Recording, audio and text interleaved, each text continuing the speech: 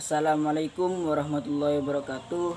Perkenalkan, nama saya Faisal Akbar, NIM 2011105020018. Di sini saya akan memberikan tanggapan terhadap penjelasan yang telah diberikan oleh Dr. Abdul Wadud Nafis, LCMEI, mengenai ekonomi makro Islam, yang mana beliau memberikan penjelasan apa itu pengertian ekonomi, pembagiannya dan lain sebagainya.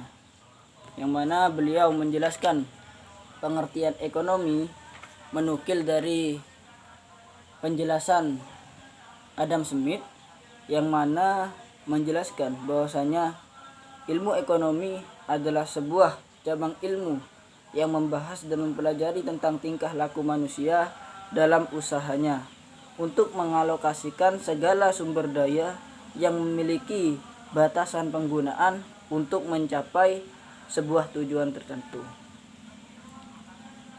Sedangkan yang lainnya ialah pembagian ilmu ekonomi, yang mana ilmu ekonomi itu dibagi menjadi 3, yakni ekonomi deskriptif, ekonomi terapan, dan ekonomi teori, yang mana ketiganya tersebut memiliki pengertian masing-masing. Pengertian ilmu ekonomi deskriptif ialah kajian yang memaparkan secara apa adanya tentang kehidupan ekonomi suatu daerah atau negara pada masa tertentu.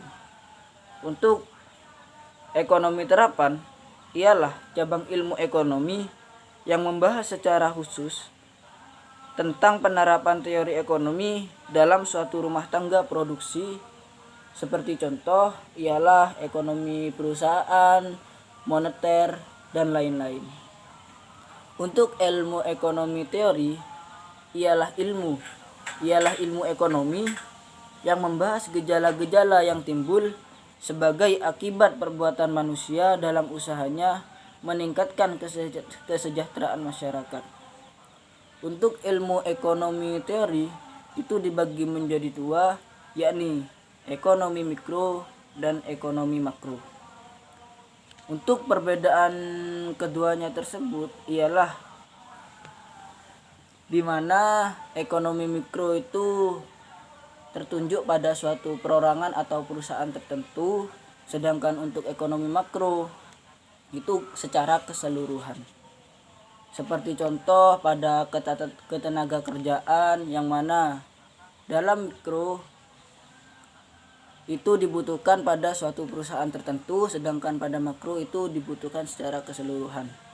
Dan yang lainnya ialah seperti konsumsi, produksi, dan harga. Mungkin ini saja yang dapat saya sampaikan. Kesimpulan dari apa yang telah disampaikan oleh Dr. Abdul Wadud ialah ekonomi makro itu merupakan ilmu yang perlu kita pelajari supaya kita lebih memahami tentang perekonomian negara secara utuh. Mungkin itu saja yang dapat saya sampaikan, kurang lebihnya mohon maaf. Wassalamualaikum warahmatullahi wabarakatuh.